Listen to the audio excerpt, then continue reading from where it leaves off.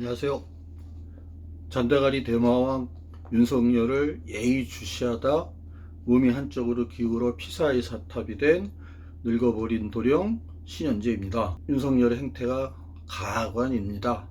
그런데 오늘은 그 얘기를 하려는 게 아니라 그동안 몇 편에 걸쳐서 올렸던 일본의 잃어버린 20년의 마지막 편을 방송하고자 합니다. 앞으로도 일본에 대해서는 할 얘기가 많이 남아 있기 때문에 일단 잃어버린 20년은 오늘로서 끝을 맺을까 합니다. 일본이 그 세계의 신화가 무너지면서 폭망하게 된 이유에는 여러 가지 원인들이 있는데 외생 변수들이 좀 있습니다. 첫 번째는 1989년에 사회주의가 이제 몰락을 하면서 미국이 더 이상은 세계의 자유주의 진영을 또는 민주주의 진영을 지켜줄 이유가 없었습니다. 그래서 그동안은 많은 나라에 돈을 대주고 막 이러면서 미국이 자체적으로 그것 때문에 좀 부실을 겪었어요. 소련은 미국의 상대가 된 적이 단 한 번도 없었지만 미국은 제국으로서의 미국을 유지하기 위해서 계속해서 소련과 싸워왔죠. 그 과정에서 소련을 과대포장하기도 했습니다. 아무튼 그 과정을 거쳐서 사회주의 실험이 종지부를 찍으면서 미국이 더 이상 그쪽에다 돈을 쓸 필요가 없게 된 거예요. 그렇게 되면서 미국이 부실해졌던 내부 경제, 자신의 삶을 되돌아보면서 다시 살리는 작업에 들어갑니다. 더 이상 자신을 견제할 나라가 없기 때문에 살벌하게 전 세계를 몰아칩니다. 그래서 금융 자유 아니 뭐니 이런 것들을 밀어붙인 거예요. 그래서 그게 일본에도 영향을 미쳤고, 그래서 일본이 그 세계의 신화가 무너지는데 결정적인 외부 요인으로 작용한 것이 사회주의 실험의 몰락이었습니다. 두 번째는 아까 얘기했지만 미국 챙기기가 들어가면서 폭력적인 일극 체제가 형성이 됐어요. 그러니까 유일 제국이 되면서 미국이 모든 세계의 표준이 됐고 미국이 정한 표준을 전 세계가 따라야 됐어요. 그런 와중에 일본은 자기네만의 고유한 것을 잃어버릴 수밖에 없게 됐어요. 내수 시장만 잘 지키고 버틴다고 생각했지만 그게 쉬운 일이 아니었습니다. 그것은 제가 뒷부분에 제조업의 몰락에 대해서 얘기하면서 말씀을 드리겠습니다. 그 다음에 세 번째는 이렇게 사회주의 세력이 몰락을 하면서 그동안 양극체제, 그러니까 냉전에 갇혀있던 신흥시장들이 갑자기 세계시장으로 들어오게 됐습니다. 인도, 말레이시아, 인도네시아, 태국 전부 다 이런 거죠. 멕시코 다.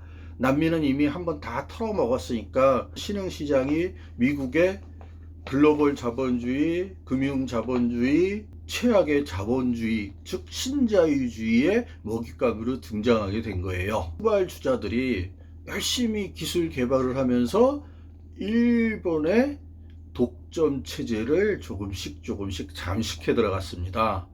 대표적인 것이 대한민국이고 대만이고 이런 나라였습니다. 그리고 지금은 말레이시아나 인도네시아가 맹렬히 쫓아오고 있고요. 그게 외생 요인 중에서 세 번째였고요.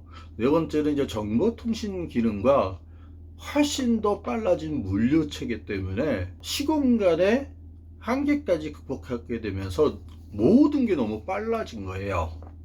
그러다 보니까 일본이 자기네가 변해서 대처할 시간도 없이 그런 글로벌 시장, 그러니까 단 하나의 시장이 형성되는 거에 휩쓸려 들어가게 됐어요.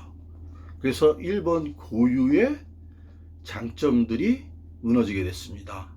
그러나 그 초반에는 여전히 일본의 신화는 남아 있었잖아요. 그래서 대표적인 게 토마스 프리드만이 렉서스와 올리브나무라는 것을 썼었잖아요. 이게 렉서스가 세계화나 기계화나 이런 거를 뜻합니다. 그래서 대표주자죠.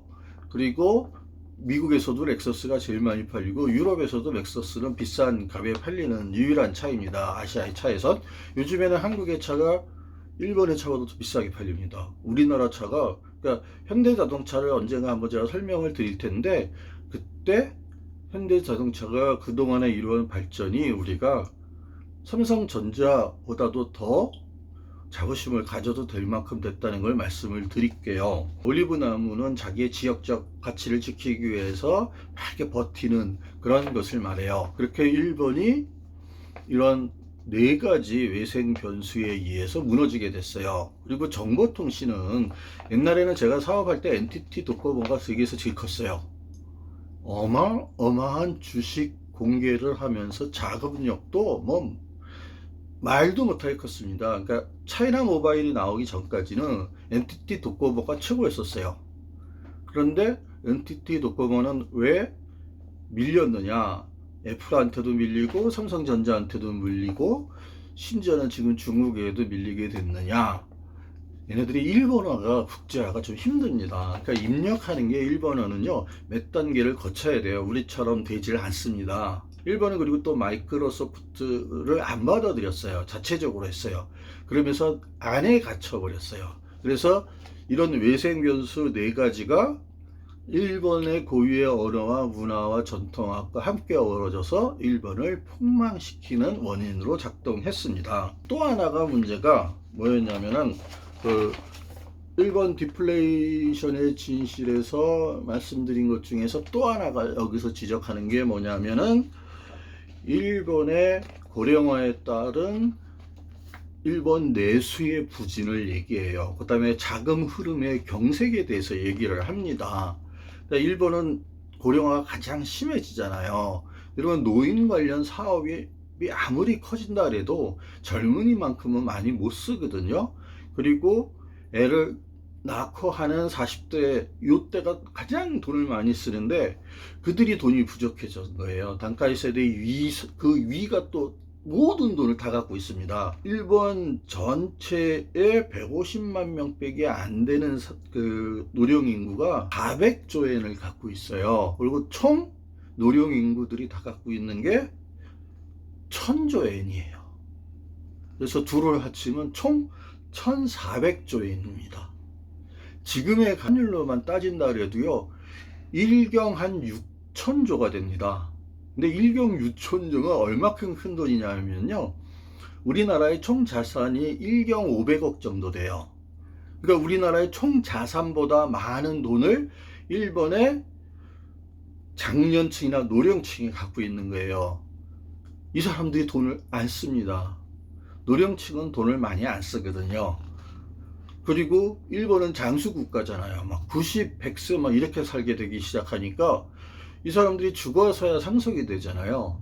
근데 죽어서야 상속이 됐을 때는 자식들이 다 70대 이상이 되는 거예요. 그때가 되면 이미 소비 여력이 확 줄어들 때입니다. 그러니까 일본은 그 많은 돈이 우리나라의 총 자산만큼 되는 돈이 제대로 돌아가지를 않는 거예요. 이게 일본이 내수로 사실 버틴 게 되게 많았습니다. 그 내수의 탄탄함을 바탕으로 세계를 정복할 수 있었는데 이제는 그 고령화가 되면서 내수가 안 돌아가고 그 다음에 생산 가능 인구가 줄어들면서 경제의 활력도 줄어든 거예요.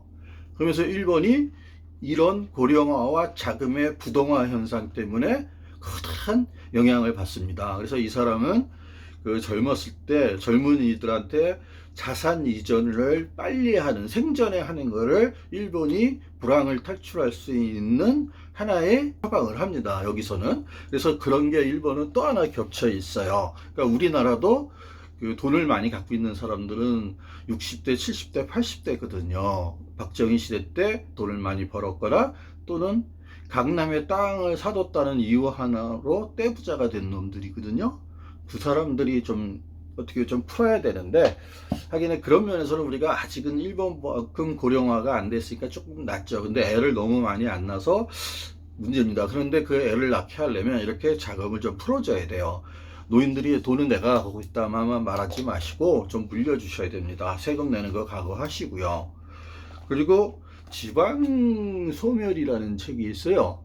요거는 그 비슷한 처방인데 여기서는 무슨 얘기를 하면 하나 이제 제가 읽어 드릴게요. 제발 우리나라에 어른들, 돈 갖고 많이 갖고 계신 어른들이 꼭 들었으면 좋겠고요. 그 다음에 정책 담당자들도 꼭 들었으면 좋겠고, 물론 읽었을 수도 있고요. 그리고 노무현 대통령이 왜 위대한 대통령이었는지 여기서 또 하나 나타납니다. 도쿄는 그런 젊은이들을 수용할 능력이 있을까요? 그러니까 도쿄로 다 몰려드는 거예요. 그 답은 아니요입니다. 지금도 젊은이들을 저임금으로 고용해 쓰고 버리는 곳이 도쿄입니다. 그런 곳에 일자리를 원하는 지방 사람들이 대거 유입된다면 어떻게 될까요? 그런 곳에 젊은이들이 모여들면 저출산이 더욱 심각해질 것은 불보듯 뻔합니다. 집값은 비싸고 지원이나 원조는 부족합니다. 도쿄 등의 대도시는 지방에 비해 자녀를 키우기가 훨씬 어려운 환경이거든요. 이렇게 얘기를 합니다. 그래서 이 사람은 지방의 거점 대도시들을 자꾸 만들어서, 그래서 지방이 소멸되는 걸 막고 지방마다 그 거점 도시를 중심으로 내수의 경제를 살려야 된다는 얘기를 많이 해요. 그게 노무현 대통령이 그렇게 하고 싶어 했던 국토 균형 발전이었고요. 그래서 수도를 옮기려고 했었던 거예요. 그러니까 노무현 대통령은 일본을 보면서 먼 미래까지 보면서 헌재가 위헌이라고 했던, 그것도 관습법이라는 듣도 보도 못한 것을, 우리나라는 성문법 나라인데도 관습법을 들어서 위헌해가지고 못했잖아요. 노무현 대통령이 그때 수도를 옮기려고 했으면 됐어요. 근데 사실 그거는 박정희도 그러려고 했었어요. 박정희는 북한하고 가까워서 그런 거지만 아무튼 박정희도 그 부분은 노무현 대통령하고 비슷했었습니다. 그런데 박정희를 떠받든다는 놈이 그걸 반대했잖아요. 그러니까 지금 미통당이 저렇게 지리멸렬하고 무너지는 게, 얘네들은 박정희를 떠받들면서도 박정희의 장점이 뭔지 단점이 뭐였는지 몰라요. 그냥 박정희 하면 뭐 되는 줄 아는 거예요. 왜냐면 박정희 시대 때 이렇게 가난에서 벗어난 사람은 작은 변화라도 크게 와닿아요. 그리고 그 시대에 자기의 전성기였잖아요. 그러니까 그 뿌듯함이 있어서 박정희를 욕하면 자기네들 욕먹는 것처럼 생각이 드는 거예요. 그러니까 박정희를 거꾸로 욕보이는 놈들한테 표를 주게 된 거예요. 속아서. 그게 대구에도 여전히, 경북에도 여전히 있는 거예요. 그러나 이제 부울경은 조금씩 변하고 부산은 이제 43%까지 받았으니까 그런 것을 깨닫게 되겠죠. 제발 그렇게 되기를 바랍니다. 실제 자동차는요, 제가 이제 현대의 기술을 뭐 첨가하는 사람이라든지 제 친구 동료들이 많이 현대에 있어요. 예전에는 뭐 대우에도 있었고 그랬는데 그쪽은 자체 개발을 안 했어요. 대우는 엔진을 사갖고 쌍용도 엔진 사오듯이 그렇게 해가지고 의미가 없어요. 현대처럼 정말 돈 들여서 그 고통스럽게 키워내지는 못했어요. 그래서 현대는 그 어려움을 긋고 성장을 해서 자동차의 이 퍼포먼스 자체는 이제 1번을 능가했습니다.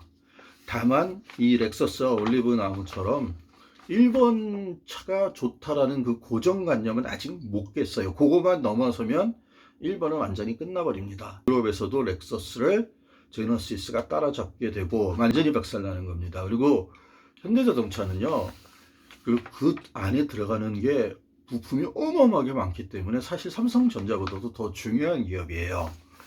근데 우리나라 협력업체들이 이 부품이 조금만 레벨업 되면 벤츠나 BMW도 따라잡을 수 있어요.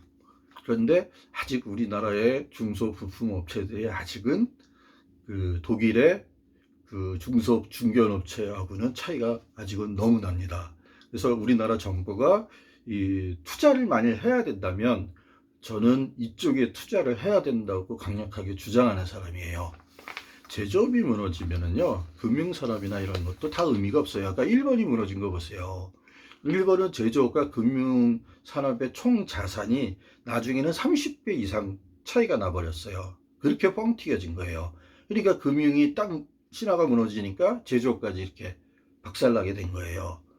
그런데 기술적인 거를 보면 1번이 옛날에는 이 전자제품, 특히 뭐 평면 TV나 텔레비전 뭐 이거는 거의 독보였었잖아요. 근데 1번이 왜 삼성전자나 LG전자한테 박살났느냐? 1번은 LCD 기술을 아주 고집했어요. 그러다가 LCD가 어느 이상은 안 커집니다. 그 다음에 화면은 좋아도 전기 소요량이 되게 많아요.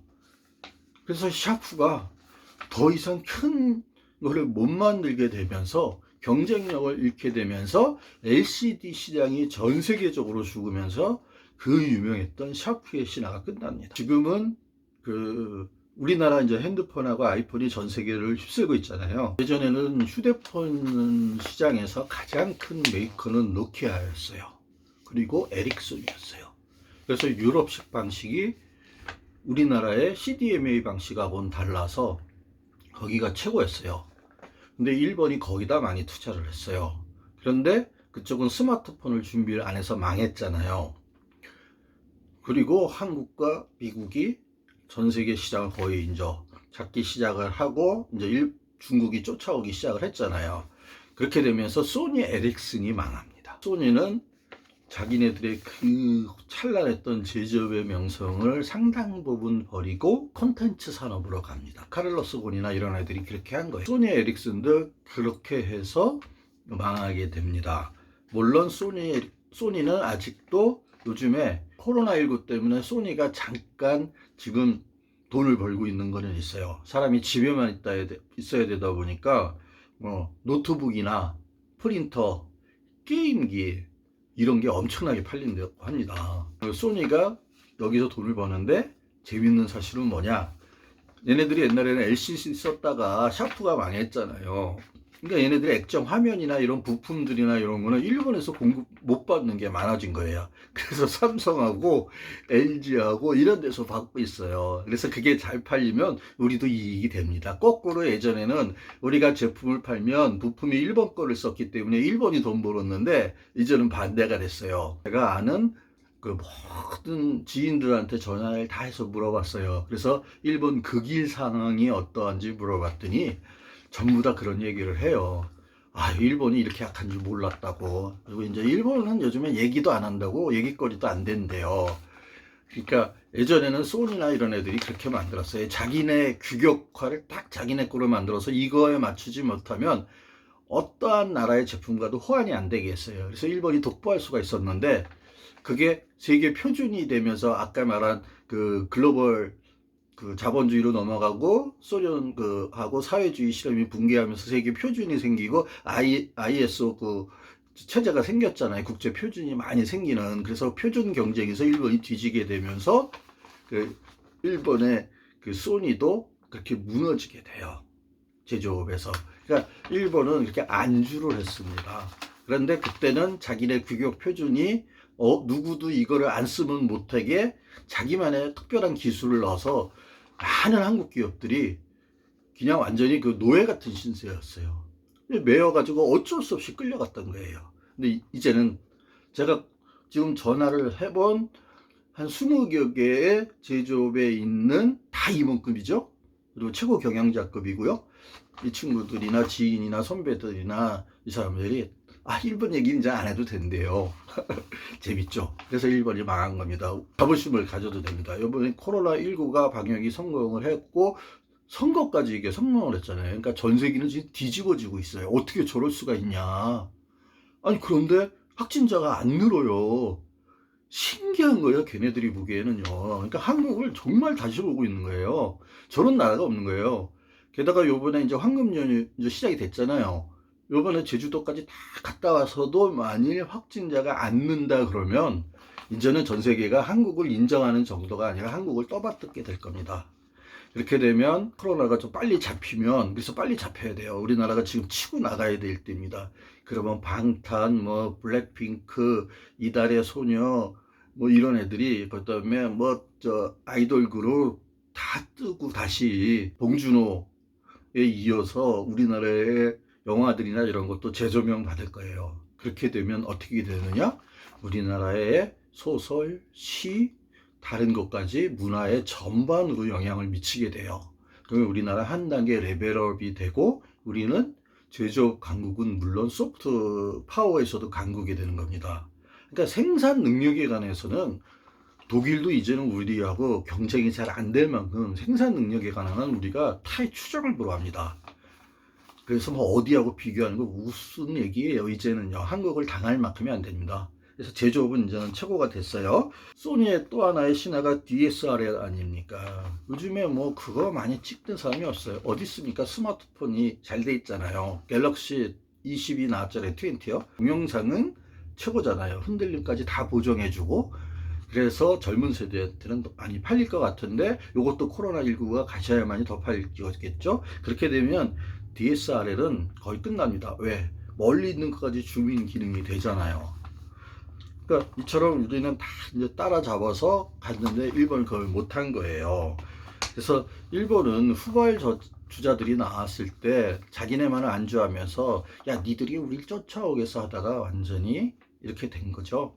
그래서 미국한테 채이고 한국한테 채이고, 그래서 일본이 지금 신화로 남아있는 거는 렉서스하고 게임기, 요 정도일 겁니다. 일본의 저거는 물론 뭐 화학 쪽에서 뭐 세고 뭐 이런 게 있는데, 그리고 참 재밌는 얘기 하나 해줄게요.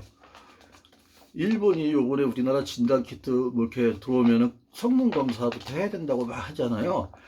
웃긴 얘기지만 참 저것들은 아직도 정신 못 차린 거예요. 근데 재밌는 얘기가 뭐냐면 저 형이 햇반 만들었다 그랬잖아요. 햇반 박사로 유명해요. 근데 햇반을 일본에 팔라 그랬는데 일본 놈들이 일본 기준에 이게 맞는지 봐야 된다 그래가지고, 형 얘기로는 아마 일본에 햇반을 못 팔았을 거예요. 전 세계는 다 팔았는데. 그러니까 일본이 그런 나라예요.